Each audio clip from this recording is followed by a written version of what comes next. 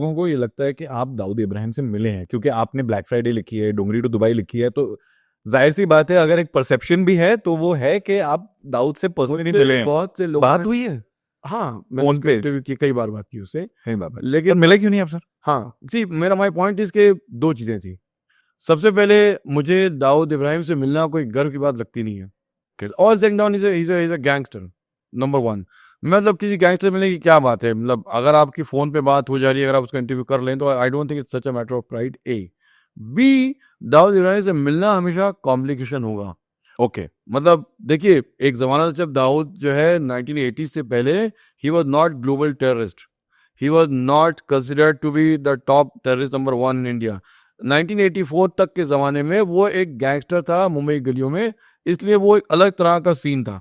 आज जब 93 ब्लास्ट हो चुके हैं, जब यूएस ट्रेजरी डिपार्टमेंट ने उसको ग्लोबल टेररिस्ट डिक्लेयर कर दिया है और इंडिया के बहुत से केस में उसका नाम है, तब उससे मिलने की बात अलग होगी। मुझसे कुछ लोगों ने बाकायदा कहा कि आप भाई से ना आप मक्का या मदीना जा सकते हैं उम्रा के यहाँ पे और आपकी वहाँ मुलाकात करा सकते हैं, या हम ऐसी थर्ड जगह पे आपकी मुलाकात दाऊद से करा सकते हैं ना। वैसे देखो भाई, मक्का मदीना में जा चुका हूँ, लेकिन मुझे भाई से नहीं मिलना, दाऊद हो या किसी भी भाई से मुझे वहाँ नहीं मिलना, बिकॉज रिलीजन का मैटर है और why should I. He knows के and it is your pious place. Of course. तो मतलब नहीं, वो कह रहे हैं सब लोग आते हैं, बाकायदा पूरी दुनिया के लोग आते हैं, आप मिल रहे हैं। कहा यार वहाँ क्यों मिल रहा हूँ, why am I looking for excuse. और मतलब मैंने कहा ना कि मुझे कभी भी दाऊद से मुलाकात का बहुत शौक नहीं था। ओके, बिकॉज हाँ, मतलब माई होल थिंग इज कि मेरी कहानियां उससे मुलाकात किए बगैर हो सकती है। नाउ दूसरी बात, जो मैंने इंटरव्यू भी किया है उसका, अपने जो मैं इंडियन एक्सप्रेस में तब 1980 में मैंने छापा था और बाद में डोंगरी दुबई में लिखा है। आप एक बात ये देखिए कि गैंगस्टर्स हमेशा उसको लगता है कि he is the victim of the circumstances. वो ये माइंडसेट होता है हर गैंगस्टर का। हाँ, आपने बहुत लोगों से बात की है तो ये सबसे बात की, मतलब अरुण सब गौरव से अपने आप कोई विक्टिम मैं रॉबिन हुड हूँ, मैं अच्छे काम करता हूँ, पुलिस ने मुझे फ्रेम किया है, मुझ पे केसेस लाद दिए हैं, मैं तो नेक आदमी हूँ, मैं लोगों की भलाई कर रहा था, मजबूरी से मैं ये बन गया, मुझे भागना पड़ा। मतलब सिर्फ ये नहीं, मतलब I am saying not just Dawood, मतलब दाऊद ने भी अपने इंटरव्यू यही कहा, मैं ड्रग का काम नहीं करता। अब पुलिस ने सारे केसेस बना रखे हैं, तो फिर लेकिन उसने कहा मैं ड्रग का काम नहीं करता। फिर बहुत सी बातें, मतलब मैं आपको खाली एक कोटेबल कोट बताऊं दाऊद का जो मुझे आज तक याद है। मैंने कहा कि फिर भाई आप जब इतना सब नहीं करते हैं तो फिर आप पुलिस ने आप पे इतने सारे केसेस कैसे बिल्ड किए हैं? भाई there is no smoke without fire. अगर करेक्ट। आपने कुछ नहीं किया होता तो इतनी सारे केसेस की लंबी लिस्ट आपके बारे में कैसे लगी है? जो उसने सेंटेंस कहा था बड़ा इंटरेस्टिंग सेंटेंस था। उसने कहा दाऊद जैदी साहब याद रखिए, मैं 1947 में नहीं था, अगर मैं होता तो इंडिया के पार्टीशन का इल्जाम मुझ पे लगा देते लोग कि मेरी वजह से बंटवारा हुआ है, मैंने इंडिया पाकिस्तान का बंटवारा किया है। तो इसे इसके मुझ पे सिर्फ उनको एक चाहिए इल्ज़ाम लगाने के लिए कोई, तो मुझ पे उन्होंने इल्ज़ाम लगा दिया। तो लाइक इस तरह हमने तकरीबन 1.5-2 घंटे हमने बात की थी इंटरव्यू में, और फिर बाद में उसने मुझे फैक्स भी किया था दाऊद ने, क्योंकि मैंने कहा था देखिए मुझे इस बात का लिखित रूप चाहिए कि आपने बातें कही हैं और मैं अपने मन से नहीं लिख रहा हूँ। तो फिर छोटे शकील से जो मैंने जो ऑर्गेनाइज किया था वो इंटरव्यू, फैक्स किया, मैंने अपने एडिटर को दिखाया। दाऊद से मतलब वाया छोटा शकील आप मतलब he is a main guy. The point of contact. हाँ, उस ज़माने में छोटे शकील से मेरी बहुत अच्छी दोस्ती थी, आज भी दोस्ती है एक्चुअली, लेकिन उस ज़माने में ज़्यादा अच्छी दोस्ती थी, उसने मेरा वो करा दिया था। और फिर वो इंटरव्यू मैंने एक्सप्रेस के फ्रंट पेज पे आया था, वो 1998 का ज़माना था वो। तो वो मेरा कहना है कि अब जब मेरी सारी बात हो चुकी है और जब मैं फ़ोन पे भी उससे यही सुन रहा हूँ कि he is a good guy, he has been framed, police ने केसेस लगाए हैं, जो अरुण गौली कह चुका है, जो अबू सालिम कह चुका है, जो और दूसरे गैंगस्टर्स भी कह चुके हैं, तो मेरा उससे मुलाकात करके कोई नई चीज़ मुझे नहीं मिलेगी। अच्छा, दूसरी बात, दाऊद के सारे रिलेटिव्स यहाँ हैं, पहचान वाले, दोस्त वाले, उन्होंने सारी उसकी कहानियाँ जैसी हैं वो ऐसे मुझे बताई हैं। तो इसलिए आई जस्ट थॉट कि ना मिलना बेहतर होगा। और प्लस ऑब्वियसली अगर जरा से भी भनक लग गई कि आप मिले हैं तो टोटल 24 आवर सर्विलेंस होगा आपके ऊपर। सर्वेलेंस होगा, सवाल जवाब होंगे, पुलिस वाले बोले कहाँ मिले थे, कैसे मिले थे, क्या हुआ था, क्यों मिले थे। अब माय होल थिंग इज कि जिंदगी में आदमी फ्रीडम चाहता है, मुझे ये सारी चीज़ों को सवाल जवाब नहीं देनी है, मुझे उनको। और जबकि काम फोन पे हो रहा है। So my whole thing is कि अच्छा, और अंडरवर्ल्ड के डॉन से बात करके ऐसा सेट ना कि आपको कभी रियल पिक्चर नहीं मिलेगा। फिल्टर्स तो होते ही होंगे ना, वो हमेशा अपनी जैसे आज पीआर टीम्स होती हैं कि ये बोलना है, ये नहीं बोलना है, ये अगर पूछे तो ऐसे डिफ्लेक्ट करना है, जो आज हमारे पॉलिटिक्स में भी होता है। तो I think I am sure उस टाइम पे तो मतलब उस जमाने लोगों ने दाऊद के बारे में जब आउटलुक में एक वो आर्टिकल छपा था पब्लिक एनिमी नंबर 1, सो दाऊद के लोगों ने बाकायदा वहां जाके जो है उसमें तोड़फोड़ की थी and Dawood was very affected, मैं पब्लिक एनिमी नंबर 1 क्यों हूँ, मैंने ऐसा क्या कर लिया है। अब ये 1993 ब्लास्ट के बाद की स्टोरी ना, लोगों ने कहा नंबर 1 उसको ही बना दिया उन्होंने, number 1 accused number 1 Dawood Ibrahim था जो मुंबई के अंदर इतना बड़ा टेररिस्ट एक्ट हुआ।